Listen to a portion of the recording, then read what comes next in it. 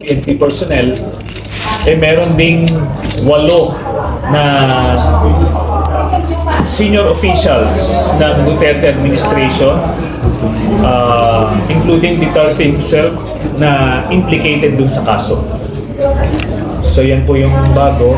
Tapos, liliwanagin ko lang na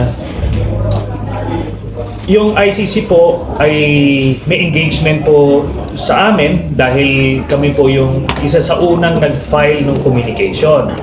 So, nakikipag-engage sila sa amin, coordinate sila sa amin tungkol dun sa mga pag-facilitate ng mga witnesses at iba pang mga pwedeng ebidensya namin maibigay. Pero, dito sa mga updates sa ICC ay nakukuha namin ito doon sa mga taong privy doon sa ongoing investigation. So ito rin, sila rin yung mga nagbibigay ng impormasyon sa amin na noong mga panahon na sinasabi ng Duterte officials na madidismiss yung kaso, wala raw ebidensya. Pero sinasabi namin na magsisimula yung preliminary examination at magsisimula yung investigation at yung pagpasok at paglabas ng ICC investigating team dito sa Pilipinas.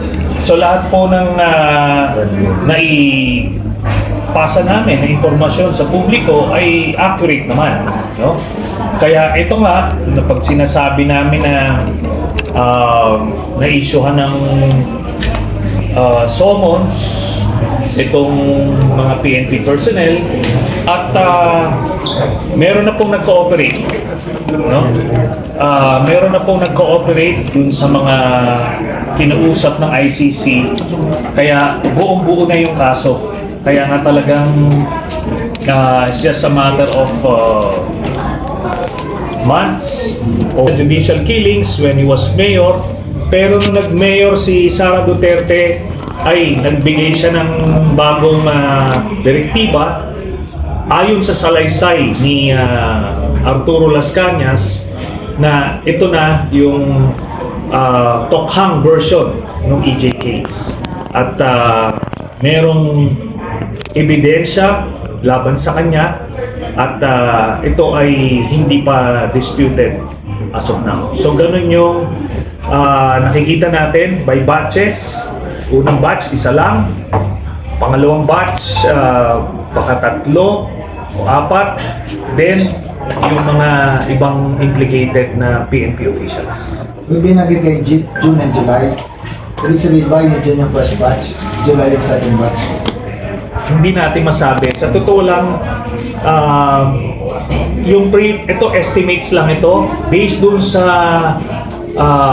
historical records ng pag-issue ng warrant ng pre-trial chamber. So yung pre-trial chamber, as early as 30 days from the application of the warrant, naglalabasan sila ng warrant. So you will count from there. Si President BBM may several pronouncements na hindi makikipag-ugnayan ng gobyerno.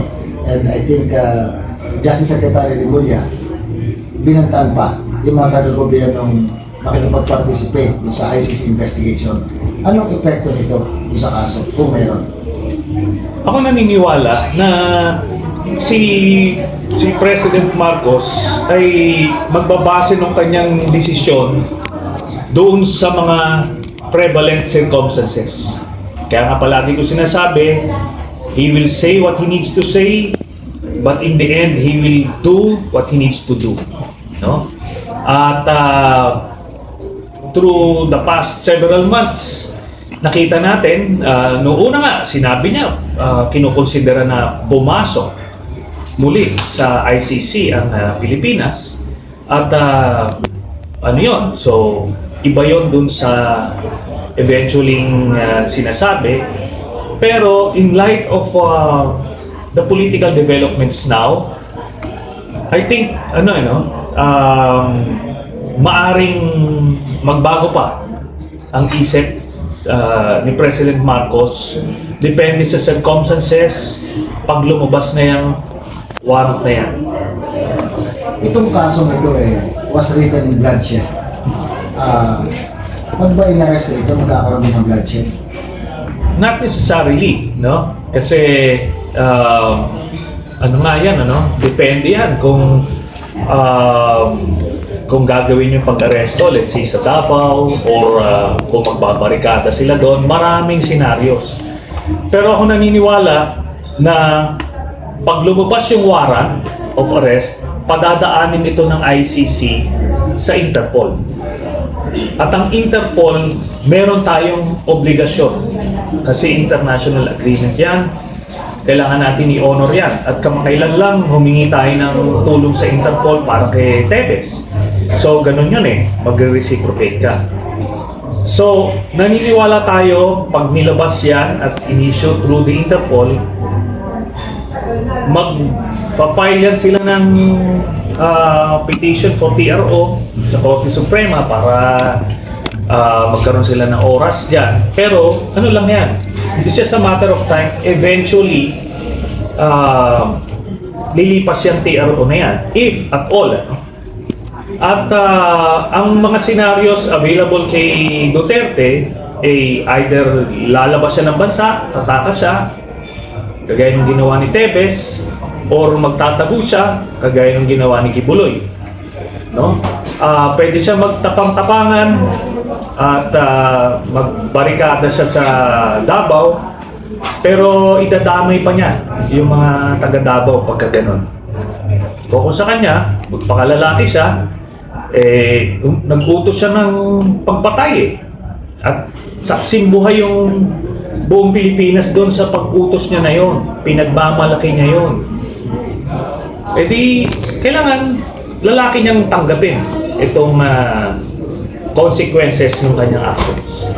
Sino po kaya ang nakikita niya sa first, second batches na doon na voluntary suko pag nagkaroon ng warrant para sa ICC?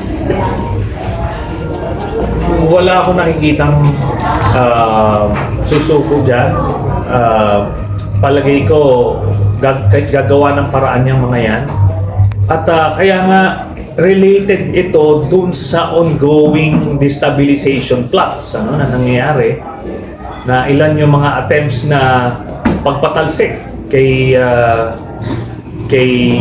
President Marcos. At sa totoo lang, itong ongoing hearing ni Bato de la Rosa, this is part of the ouster plot. No? Naghahanap sila ng mga kadahilanan para i-ignite, i-agitate yung taong bayan, and hopefully makasungkit sila ng mga aktibong general o mga opisyal ng armed forces para matuloy yung kanilang pag-power grab. Seryoso po yung power grab? Opo, no? Ilang beses na yan. Last year, di ba, na-confirm na nga yan ni AFP Chief of Staff General Browner, at tuloy-tuloy yan, by our latest count, at least 4 na beses na nag-a-attempt magpatalsik itong Duterte camp. Bakit mo nag-fail? Dahil hindi sumasama yung mga opisyal ng armed forces. No? Meron nagre-recruit, pero so far hindi pa sila nakakakuha. No? Meron mga nakakakuha sila na ilang aktibo na PNP officials, mga Davao Group, pero so far sa AFP, wala pa. Pero mahirap magkumpiyansa sa ganyan dahil based on our own experience, mabilis yan. No? Kaya nga ito, naghahanap sila ng mga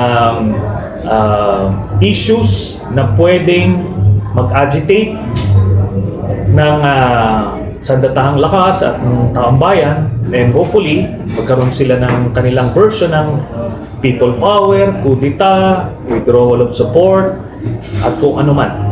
Sir, ang narrative is dinoble ni Duterte ang sweldo ng pulis at ng sundalo during his term.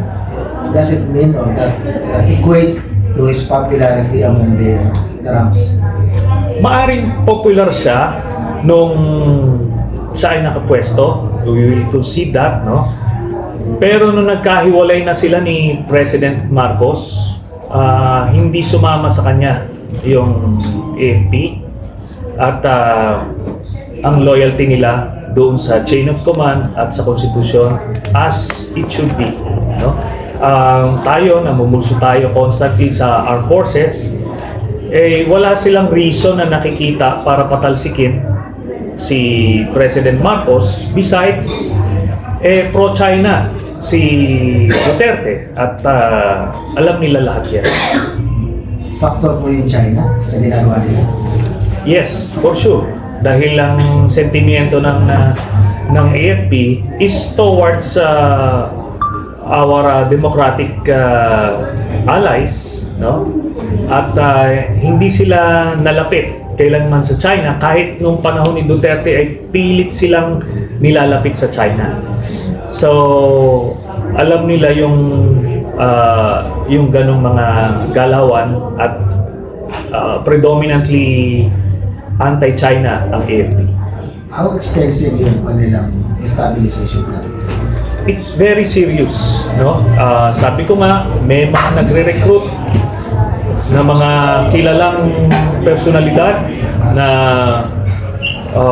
former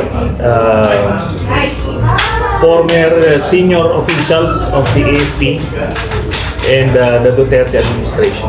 Ano mo mga identify na nag-recruit? Yes, meron. Can you share us sa Well, hindi po natin ma-share kasi constantly minomonitor pa sila. active No, retired. retired military officer? Retired na konektado kay Duterte. Former cabinet? Yes. Lalaki, babae? Hindi. Retired ito. Retired former retired AFP officer na naging kabinete ng Duterte administration.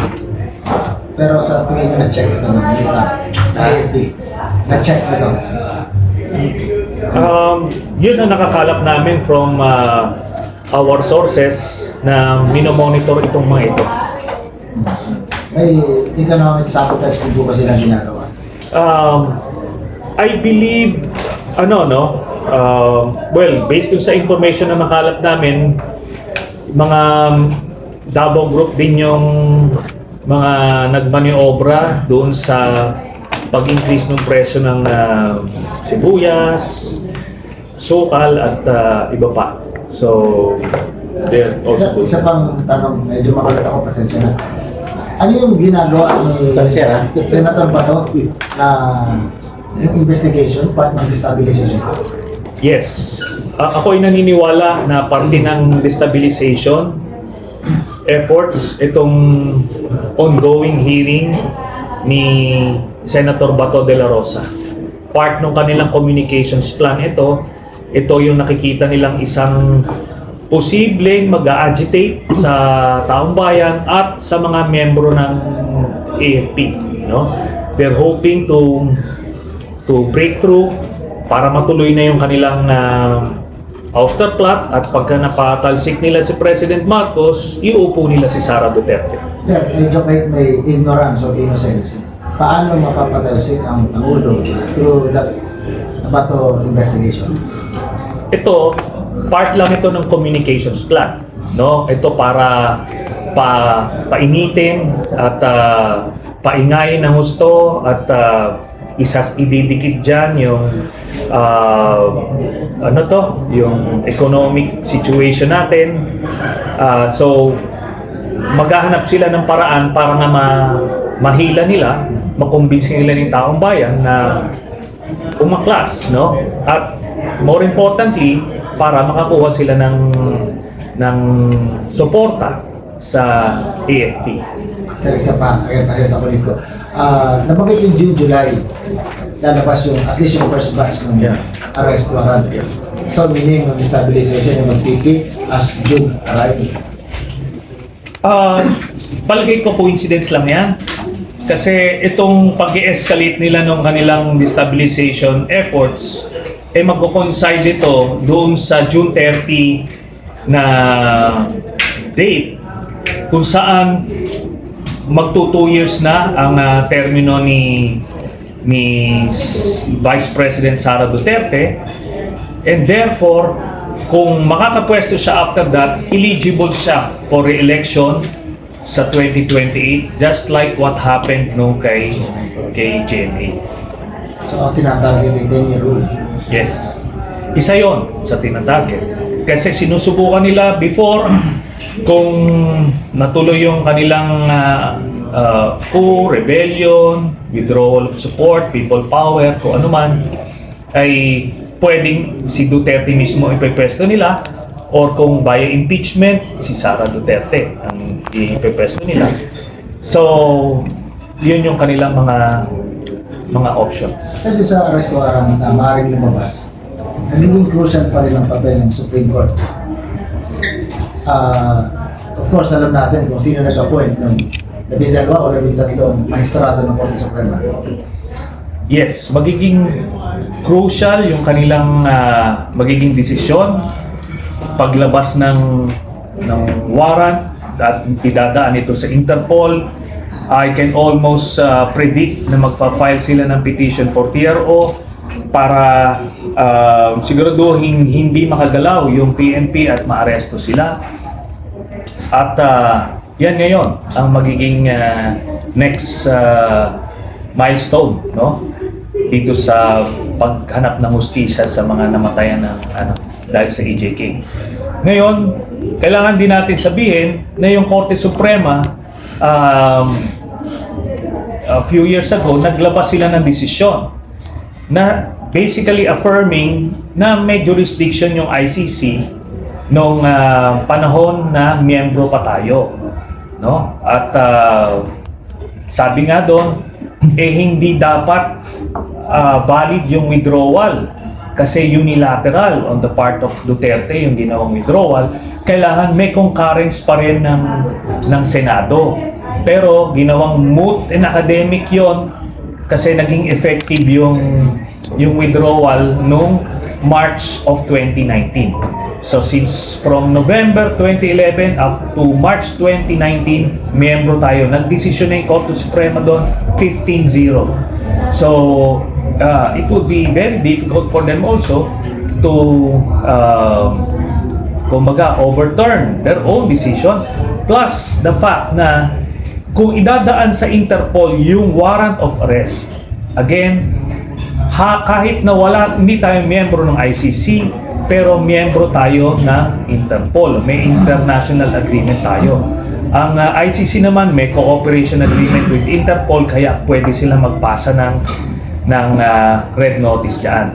At gaya nga itong kaninang sinabi ko nung simula, base sa ating impormasyon na nakalap, na latest, dun sa 50 plus former and active PNP officials na sinulatan ng ICC, meron doon mga nag-cooperate, at yung mga hindi nag-cooperate ay malamang sa malamang mai-issuehan ng blue notice or yung tinatawag nilang blue diffusion, na kung saan pag lumabas sila ng bansa, kung saan man sila pupunta ay maharang sila sa immigration pala. Yun na yung next step sa kanila doon sa mga hindi nag-cooperate. Tapos eto nga, aside doon sa 50 plus na yon, merong 8 persons of interest. Kasama na dyan yung main suspects na sila Rodrigo Duterte at Sara Duterte. So kasama na sila doon. Meron pang mga non-PNP personnel or for that matter, former senior officials of the Duterte administration na persons of interest. Kami tanong kasamaan sa media.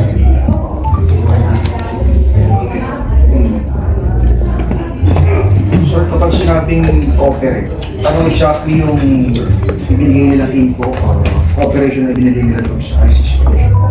Ganito po yan, nag-cooperate sila in their individual capacity, hindi in their official capacity. No? Kasi yung iba kasi dito, mga retirado na, mga individuals na lang. Ngayon yung sinasabi na panakot ni Solgen Guevara, na by the way, DOJ ito ni Duterte, self-serving para doon sa amo niya. No? Tinatakot nila na kukulong daw sila pagka nag-cooperate. There's no such crime, no? Na pagdedepensahan mo yung sarili mo sa isang international tribunal, kailangan pag hiningan ka ng, kumbaga, ika nga dito sa atin, counter affidavit, pagka hindi ka nagsumite ng counter affidavit na yun, ikaw ang mapapahamak in your individual capacity. Kaya yun ang ginawa nitong mga nag-cooperate. No? At malaking bagay yan dun sa pagbuo ng kaso. May nakamit sir na sa ongoing attempts to establish the government, may active PNP officials din na parang gumugo sila or affirmative sila doon. Pwede mo ba sir i-expound? Meron pong mga na-identify na active PNP officials, active and retired actually, PNP officials na sumasama dito sa destabilization efforts. Pero base sa impormasyon natin, na-identify na sila at mahirapan na silang bumalaw. Ay ranking ito sir. Yes. Ito yung mga Davao Boys. Davao Group. Yes. May hinirangan po doon na polis. Basta't high-ranking officials. Sir, based on history, puro Davao galing yung mga nakalipas na PNP chief. So is it safe to say na including former PNP chief kasama dito sa distabla?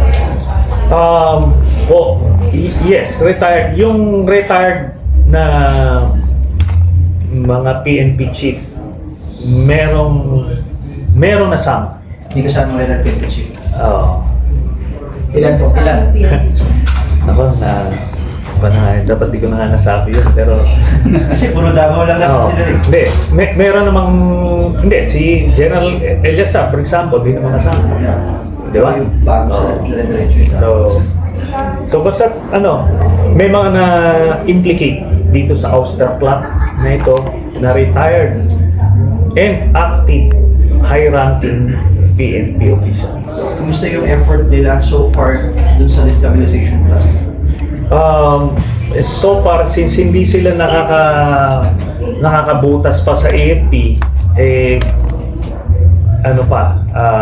malabo pang mag-succeed, no? Pero may active recruitment, no? Yung gaya nga nang na-mention ko kanina, na-identify na rin yung mga nagre-recruit na former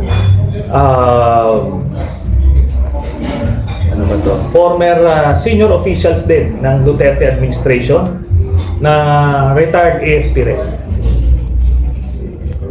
You mean, may mga PNP retired recruiting on the No. PNP side. May AFP rin na retired recruiting for the AFP. No, yung retired na PNP tsaka active, talagang kasama na sila dun sa Ouster plan.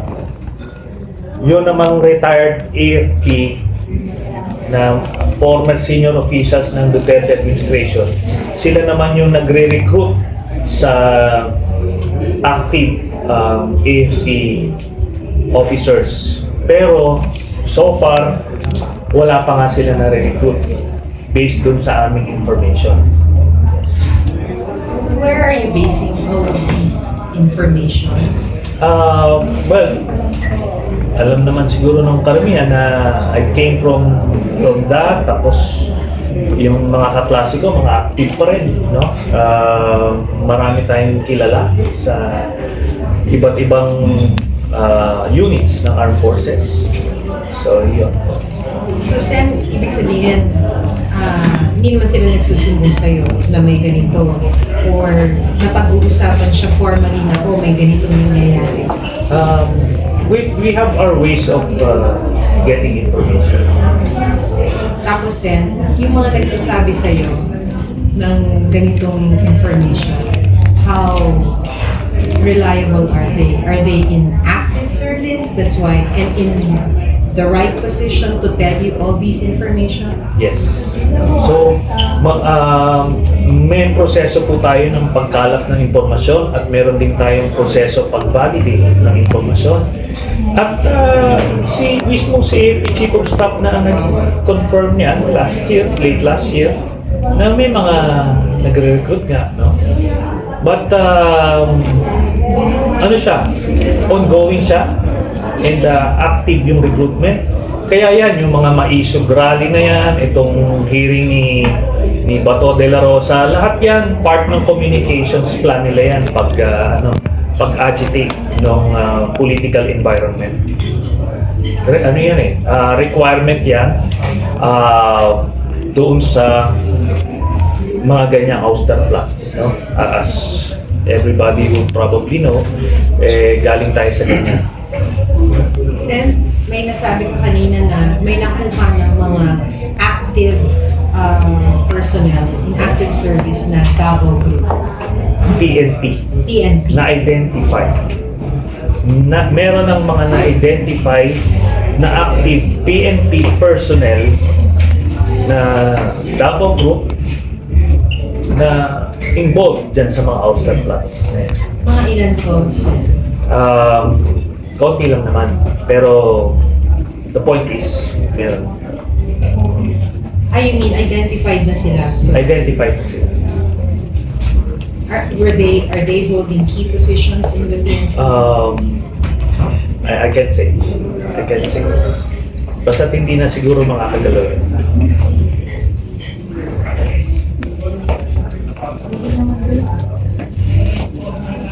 Sen, more than 5? Ano yan? Hindi. More than 5? No. Junior officers, senior officers? No, as I mentioned kanina, ano siya, senior PNP officials. Kaunti lang ito. Mabibilang mo to sa isang yung mga na-identify. May hindi pa kaya identified? Ano na, I think na-monitor na sila lahat. Yung Davao Group kasi, ito yung mga namayagpag nung panahon ni Duterte. So, identifiable sila. You mentioned po, malapit na po ma-issue yung arrest warrant. Pwede po bang paulit? Ito. Gaya nung nasabi ko kanina, itong nasa stage na yung ICC investigation na patapos na at baka magre-request na sila ng warrant. Tapos kaya in-expect natin ito mga June at kung mag-spill over man to July yung warrant, at this will come in batches. The first batch si Duterte, the father, no? The second batch baka sina Bongo, Bato at si Vice President Sara Duterte. Tapos ang third batch would be some PNP officials and other senior officials ng Duterte administration. Yun yung nakalap natin na impormasyon from those privy to the investigations being done by the Office of the Prosecutor of the ICC. How would it go kasi? Kunyari tapos na and they ito na yung red notice, they ask Interpol, gano'n na yun. And Interpol will coordinate with PNP. the PNP. But yun na nga, we are anticipating magpa-file sila ng TRO to stop the PNP from implementing the red notice by the Interpol.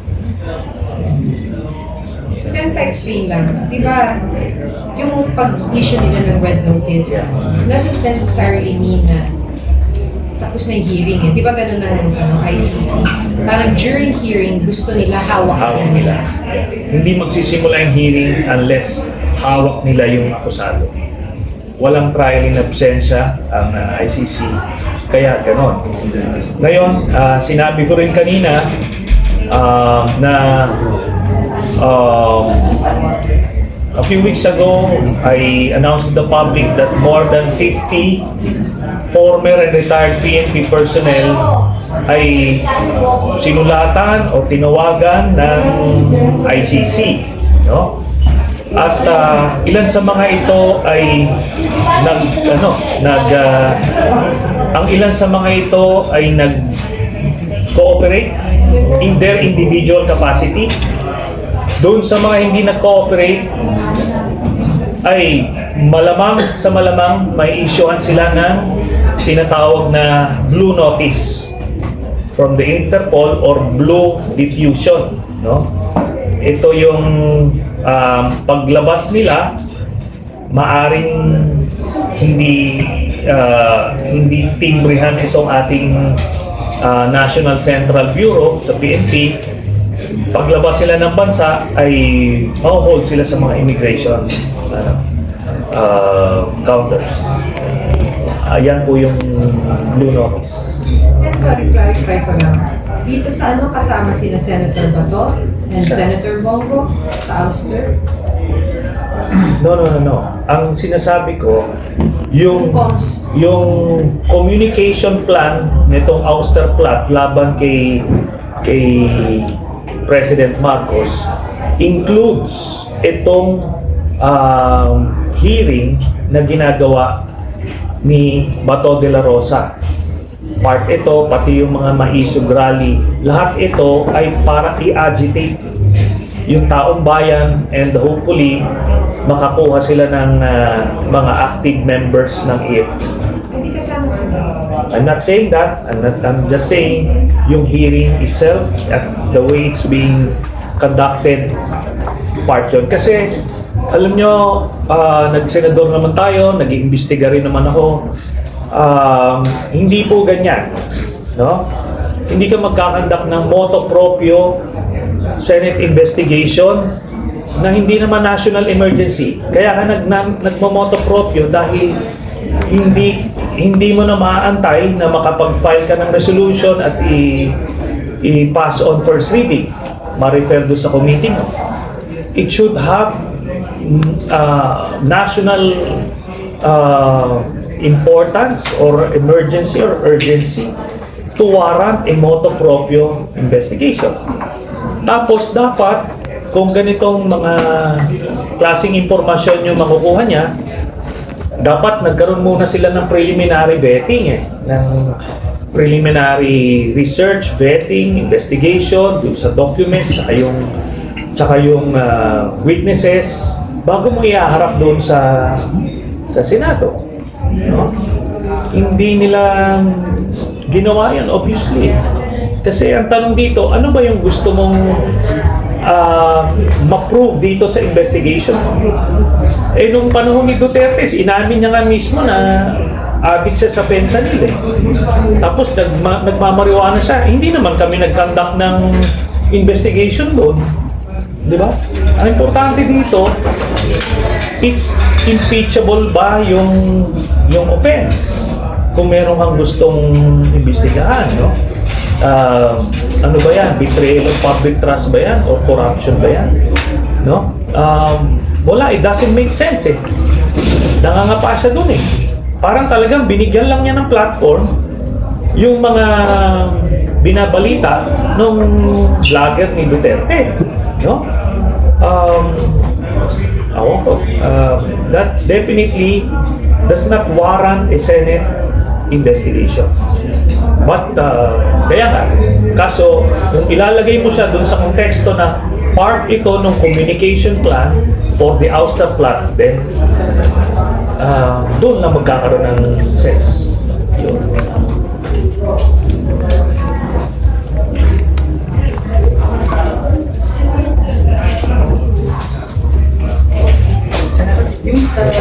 Yung sa desk na pala, na sa tingin nyo kailan nila balak nag-uumpisa na ba to? And ano ba yung other, kasi nabanggit yun, nag-uumpisa kaya dun sa Senate investigation.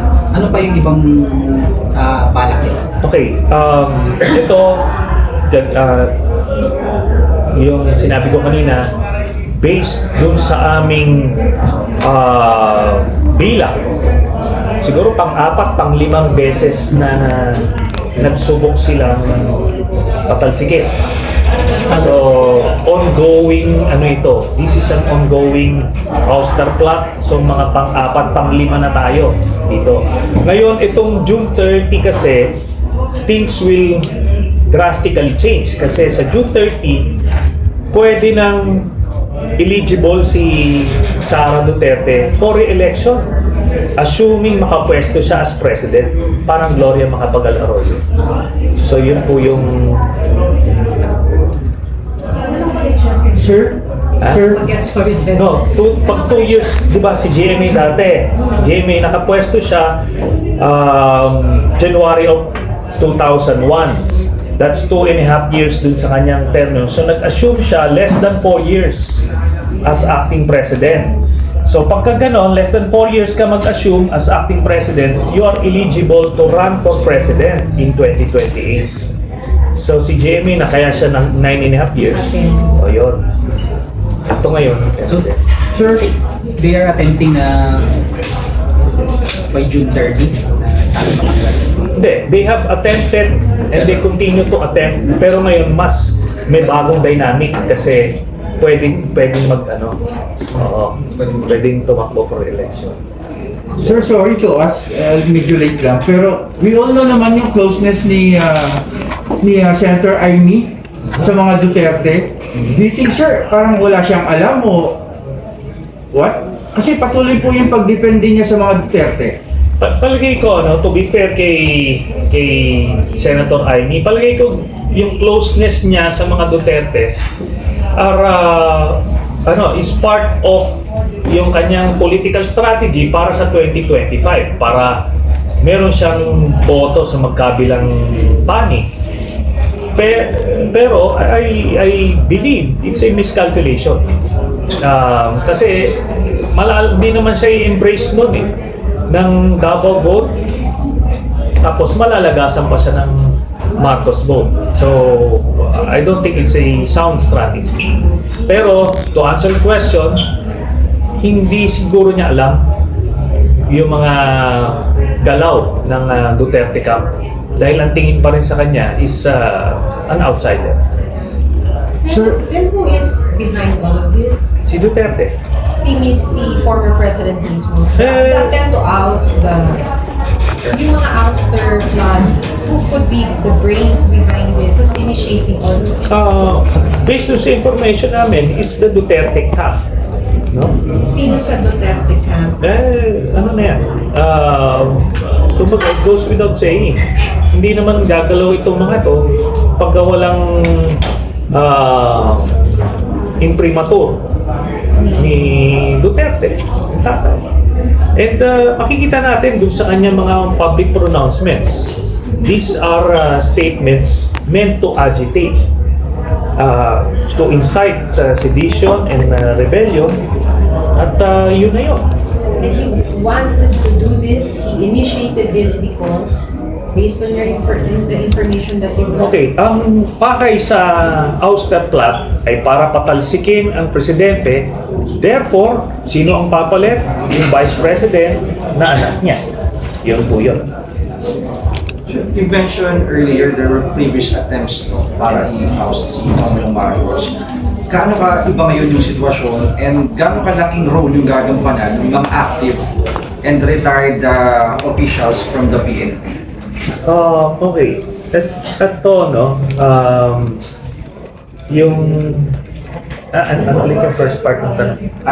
Yung sa previous attempts po, Okay. gaano kaiba sa ngayon and also ano po yung mga role na you think gagampanan ng mga active and retired officials from the PNP? Sige, liliwanagin ko lang, hindi lang ako yung nagsabi nito, even yung AFP Chief of Staff nagkumpirma nito late last year. At ito yung mga nakakalap namin ng impormasyon that there is an ongoing recruitment sa ranks ng AFP. So, anong difference na yon dun sa past attempts? Yung past attempts, talagang it's also straightforward power grab. Ngayon lang, ang nadagdag lang na dimension is kung magpa-power grab sila after June 30, pwedeng mag-re-election si Sara Duterte, assuming it was done through an impeachment or yung withdrawal of support kagaya ng ginawa ng EDSA DOS. But if it's a straightforward people power or coup, ako naniniwala ang pauupuin nila si Duterte mismo. Dapat. Sir, kung impeachment dadaan ng Congress, and we all know Speaker Martin is close din po kay BBM. So, do you think anong mas pinaka ron? Impeachment or yung coup d'etat na sinasabi po ninyo? Ganito po, no? Pag sinabi nating ouster plot, all options on the table yan sila. Whether it's coup d'etat, rebellion, impeachment, people power, withdrawal of support, kung ano man. Yun, gano'n na lang po siguro in general terms. Sir,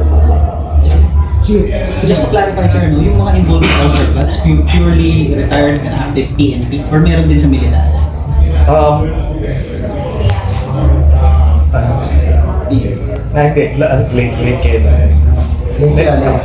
So, based dun sa informasyon natin, may mga na-identify na active senior PNP officials na involved dito pero wala pang nare-recruit na active AFP. Pero na-identify na yung mga retired and former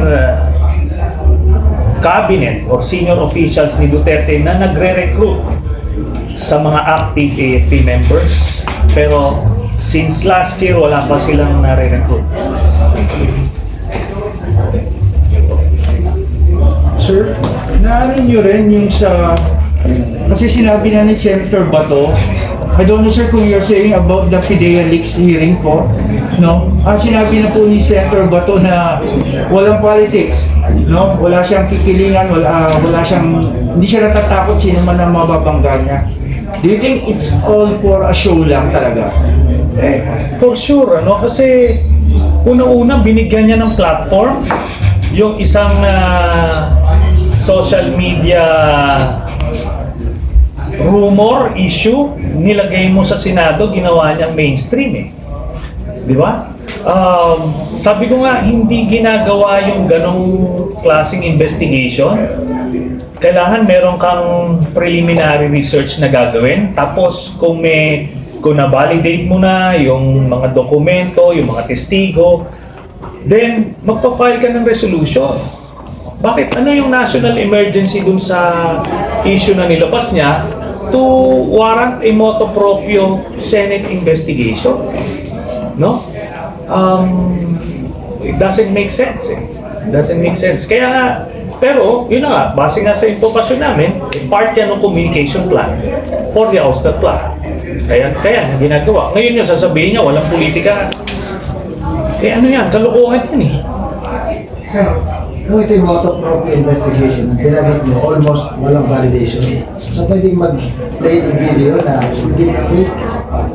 Yun na nga, supposed to be, ginagawa mo yung preliminary research nyo and vetting bago pa kayo gagawa ng resolution at i-refer pa sa committee mo bago ka magkakandak ng hearing. Unless yung motu proprio, ginagamit yan in extreme or in emergency situations na hindi ka na makakapag-antay ng further delay. Sir, kahapon po, nag-rally yung mga Marcos loyalists sa Senate. Yeah. And sinabi na po nila na they're withdrawing their support sa unity.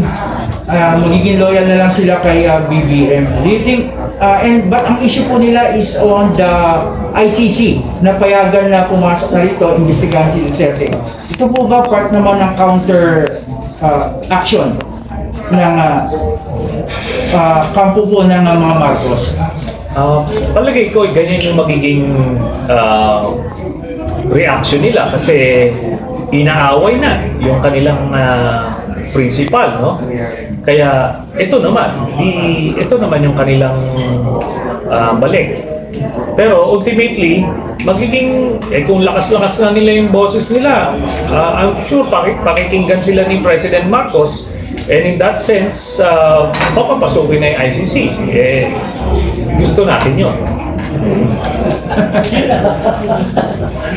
Sir, just based on your assessment, sir, so far kay PBBM, do you think may pending issue ba sa kanya that merits na kailangan siyang matanggal sa pwesto?